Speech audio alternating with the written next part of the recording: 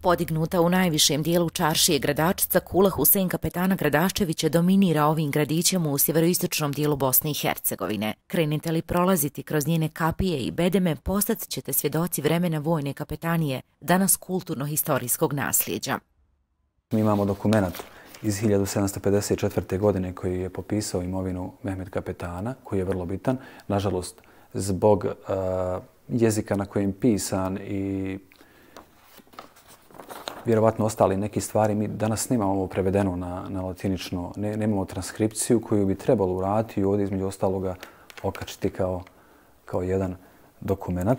Imamo znači iz 1860. godine također jedan dokumenat koji govori o oficirima i podoficirima koji su se nalazili u ovoj utvrdi gdje se mi danas nalazimo, znači negdje oko 40-ak. I ovdje imamo jedan dekret o postavljenju imama u sviračku džamiju, a sviračka džamija nam je ovdje blizu ovoga kompleksa. Do sada nikada nisu izvršeni sveobuhvatni radovi na zaštiti kompleksa, a dio sanacije je urađen 2002. godine.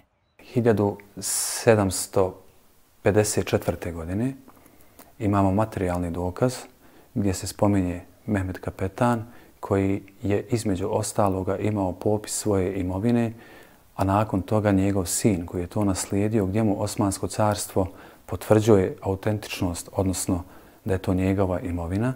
I to nam je jedan od izuzetnih dokaza za postojanje ove prelijepe građevine. Rijetki arheolozi danas istražuju ovo područje, a postoje cijeli kompleksi podzemnih hodnika za koje nije utvrđeno koju su svrhu imali. Iako je najavljena obnova kule za ovu godinu, ona nije počela.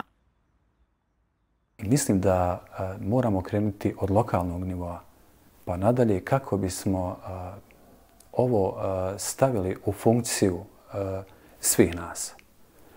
Ne mislim samo da tu trebaju da budu školske ekskurzije. Mislim da to treba izraditi jedan kvalitetan vodič koji će prezentirati ovu građevinu. Tu prije svega mislim na turističku zajednicu grada Gradačca koja treba da se maksimalno uključi kako bi između ostaloga i ovu kulu svrstala u jednu nezaobilaznu destinaciju turistima koji dolaze na prostor Bosne i Hercegovine. Zbog budućih generacija potrebno je voditi računa da se trajno konzervira postojeće stanje, te tako sačuva vrijedno arheološko područje. Za Glas Amerike iz Gradačca, Amina Bjelonja.